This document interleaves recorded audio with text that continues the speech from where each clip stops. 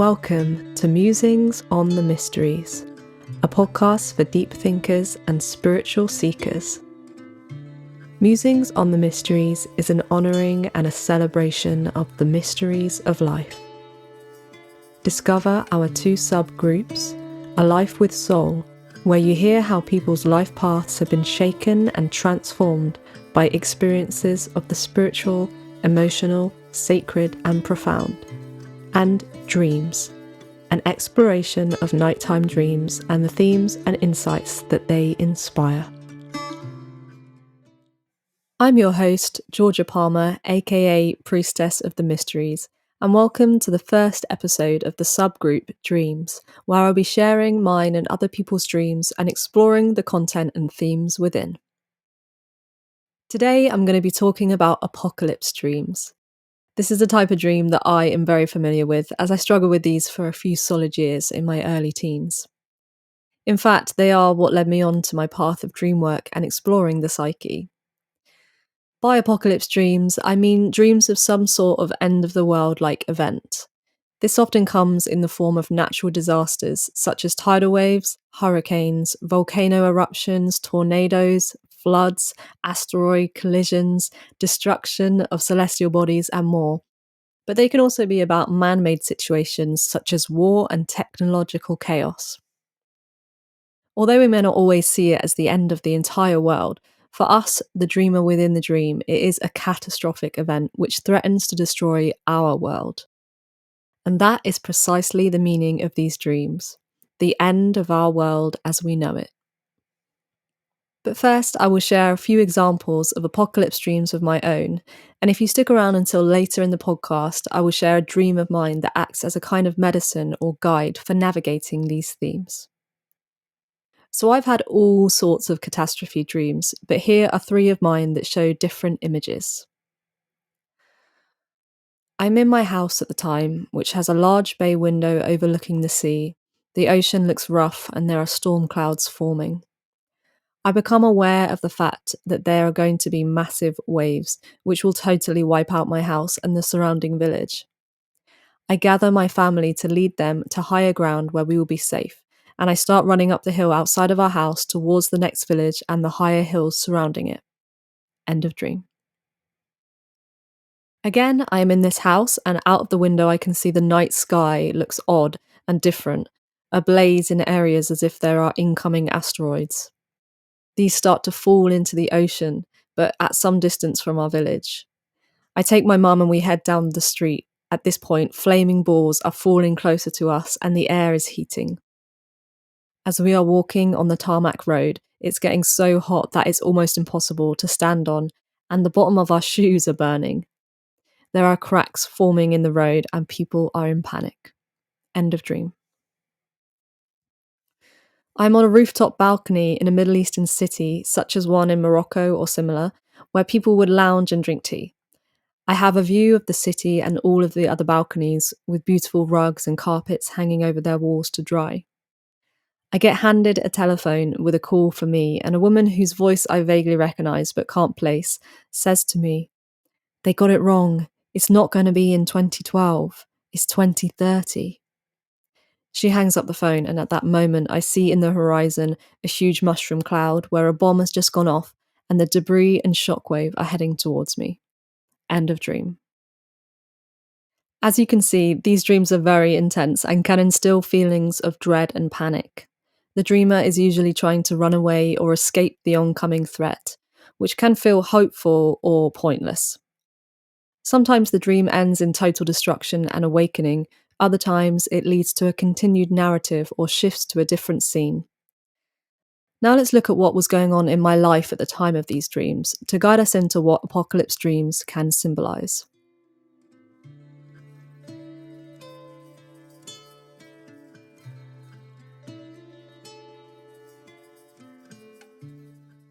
My onslaught of apocalypse dreams began at 12 years old when my father died. If you are versed in metaphoric thinking, you may already have tied the knots together. How do you think or know that someone feels when a loved one so close to them dies? Like their whole world is falling apart? Exactly. And herein lies the underlying theme of the apocalypse dream. the destruction of something, be it a way of being, a way of thinking, the total upheaval of one's way of looking at and understanding life, the death of the old. The death of my father had torn away the pillars that I had built my life upon, the foundations of all that I knew and believed about my life. My sense of safety and stability had been thoroughly demolished, and I felt like I didn't have a ground to stand on. Notice that nice pun linking with the image of the floor burning in one of my dreams. So these apocalypse dreams were mirroring my inner reality, that of chaos, confusion, and destruction. And these dreams can come at any time in our life, even one not so intense or catastrophic as a death. Any time that we are going through major shifts in our life, or when there is something internal and emotional that is being triggered or worked out within us, we could experience apocalyptic themes in our dreams. In fact, this theme of destruction and dismantling is a vital part of the mystery of life and the journey of awakening and development within the psyche and soul. I am reminded here of the tarot card called the Tower, and specifically an image from a deck called Majestic Earth Tarot. It uses the painting called The Destruction of Tyre by John Martin, and I highly recommend giving that a search right now. It is a vision depicting Ezekiel's prophetic warning of the destruction of the city of Tyre in the Old Testament, and it really illustrates the points made. The more traditional image on the tower card is of people jumping or falling from a burning tower that has been struck by lightning. The tower card represents sudden change, disruption, upheaval, and crisis. It marks the need for the end of outmoded beliefs and anything that no longer serves us. But there is another aspect here. The tower is struck by lightning, which symbolizes sudden realization and revelation, or a wake-up call. Alejandro Jodorowsky likens this card to the idea of liberation and the opening or emergence of what was once imprisoned. You see, there is a need for this facet of experience in our lives. Like the Tower card, apocalypse dreams can point us to a dire need for change and alteration within ourselves. They can mirror the ending of the old and the cutting of loose ties, and they can shock us into a deeper realization of where we are meant to be going, what is important to focus on, and what we need to let go of. This part of the journey of life is one that most of us are afraid of, because it's painful and gut-wrenching. It's also extremely ungrounding and can throw us into the void of the unknown. The ego scrambles for safety and solid ground, whilst all of its knowns and tried and tested beliefs and stories are being ripped apart at the seams. So what next?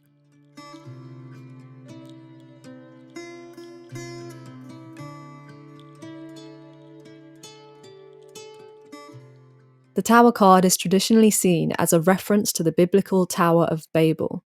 In Jodorowsky's book, The Way of Tarot, he says, "If you carefully read the passage from the Bible discussing the Tower of Babel, you will see that its destruction is far from being a catastrophe. Rather than a punishment, the destruction of the tower is a solution to a problem. The deluge, now finally ended, the entire planet, abundantly irrigated, has become fertile." So what has happened here is a destruction that leads to possible new growth. The land has been wiped clean and inundated in the process, feeding it with vital nutrients that it needs to nurture new life. The term apocalypse originates in the Old English apokalypsin via Old French and ecclesiastical Latin from Greek apokalypsis from apokalyptine, meaning to uncover or reveal, i.e. a revelation.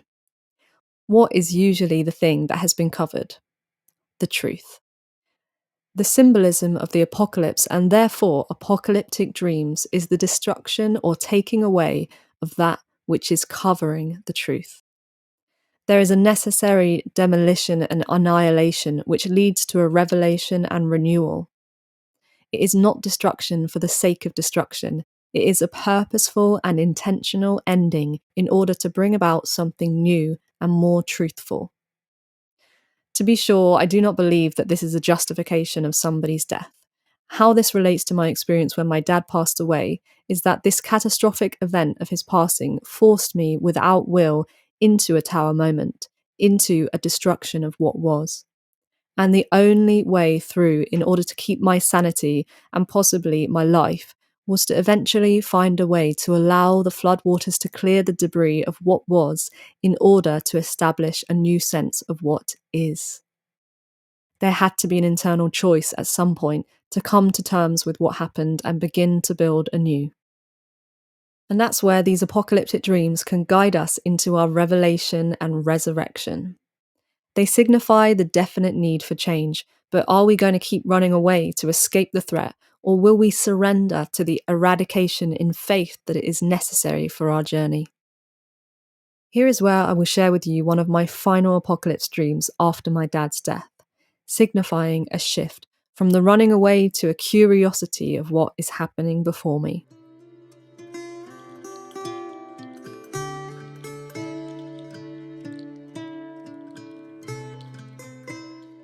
I am awoken by a family member who tells me, "Come look at the moon, something weird is happening." I feel fear strike through me and rush downstairs to the bay window.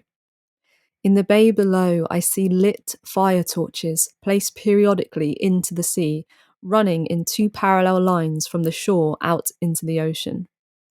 They were placed by priests and form a pathway for the eyes to draw attention to the moon, which is red and shattered into pieces, floating low just above the water, close to shore.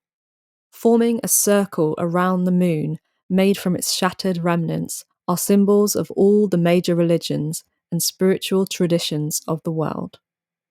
End of dream. Now, this dream is pretty different from the standard apocalypse dreams of escape. It was filled with a sense of awe and a feeling of numinosity, of deep spirituality and mystery. Here I am drawn to look at what is going on, to take notice and explore a message that is being sent by some greater cosmic power. And this message is being hinted to me by the religious and spiritual symbols. At this time, I wasn't spiritual at all, and I wouldn't say that I looked at my inner workings too deeply. Yet here, spontaneously in my unconscious imagery, is a door waiting to be unlocked. A part of me is showing its face, coming in to conscious realization. And that part is what Carl Jung, pioneer in psychoanalytical psychology, called the self, with a big S. The self is described as our inner center or psychic nucleus, the totality of all that we are, of which the conscious ego or personality is only a small part. The process of inner growth that Jung called individuation is a journey towards a conscious realization and returning to the self. It is noted that the process usually begins with a wounding of the personality, where the ego reaches an impasse of one sort or another and has to turn for help to a sort of hidden regulating or directing tendency, an organizing center, of which is known as the self. In the book Man and His Symbols, the circle or mandala is viewed as a symbol of the self. In this last apocalypse dream of mine, you can see how the moon and its surrounding symbols form a sort of mandala, and just as stated, are pointing the way to some sort of inner regulation or organization that is taking place of its own accord. The critical image in this dream is that of the moon shattered into pieces. There is a symbolic link to the moon and the emotional realms, as well as the unconscious and the shadow. The moon, in this broken state, speaks of emotional turbulence and upheaval and the release of emotional states that no longer serve the soul. It also depicts the breaking apart of something so consistent and crucial as to be of a noticeable change.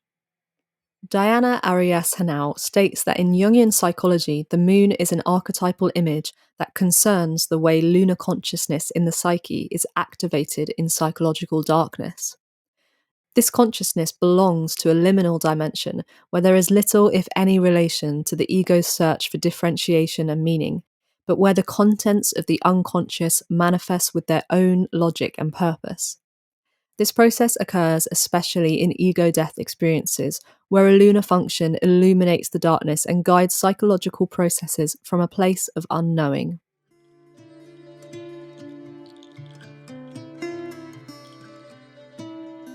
So here we see a guiding light emerging from the chaos and destruction of the apocalyptic state, and what is being hinted at with the symbols of the religions. To me, looking back, this image suggests a conciliation or union of the spiritual and religious within oneself, and above all, an uncovering, rediscovering, and realization of the self, the spiritual, the soul, the hidden part within everyone, waiting to be awakened. Referring back to Hodorowski's description of the tower as the emergence of what was once imprisoned, here we see and feel that what was imprisoned within was this very sense of self, soul, higher self, whatever you liken it to. The personality and ego has suffered a dramatic wounding, which has thrown into question everything that it knows and believes and led it into a dismantling chaos. The flood has destroyed the tower and its surrounding cities, spreading water across the land and into the soil. Now, in the emptiness and desolation, the fertile grounds are beginning to sprout a new realization, a new revelation of truth, the truth of the self. It's only by losing our old ways of living and being that we can come face to face with the possibility of renewal and spiritual growth. With lightning bolt abruptness and precision, the limitations of our consciousness are broken down so that we can begin to see the totality of who we are. The tower of our body is struck open to reveal the deity within. Through apocalyptic dreams, the self is emerging through the psyche and shattering all of the rigid thoughts, beliefs, and notions of the ego in order for a new inner reality more appropriate for our soul to come forth. Once the deluge has receded and the land is fertile, we have the possibility to plant new seeds that will assure our growth towards the self and towards God.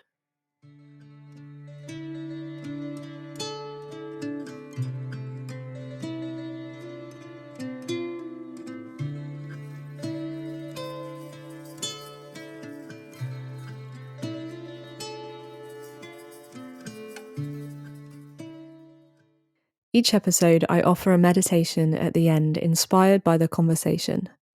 If you would like to join me in this, only do so if it is safe for you, i.e., you're not driving or anything else. Take a moment to get comfortable, close your eyes, and take some deep breaths.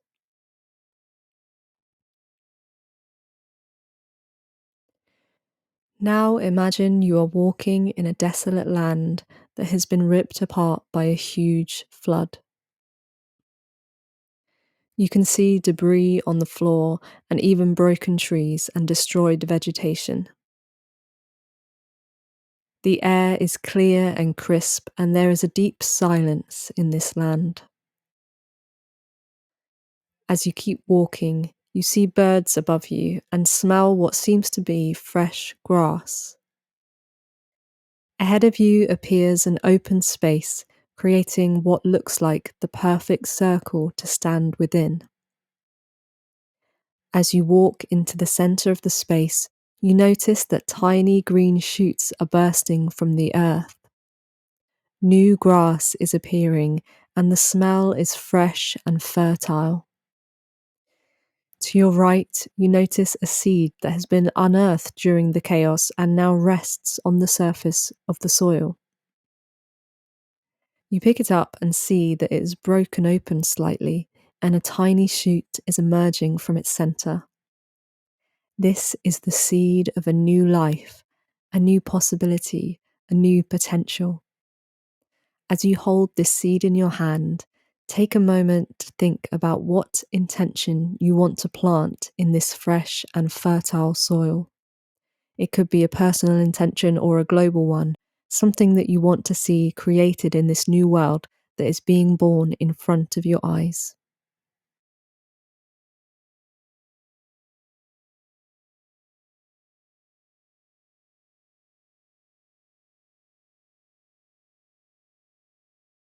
When you are ready, you gently blow this wish into the seed and then dig a little hole for it in front of you. You place the seed into the ground and cover it with soil. As you stand up and begin to walk out of the circle, It's as if you are already feeling the new life growing all around you. Birds are singing and insects are humming. The growth of life in this place is so much quicker than you imagine. You look back and see that the sprout of your seed is already making its way out of the soil and curling towards the sun. When you're ready, you can come back into your body and the awareness of this moment. Thank you so much for listening, and I can't wait to see you again in the next episode.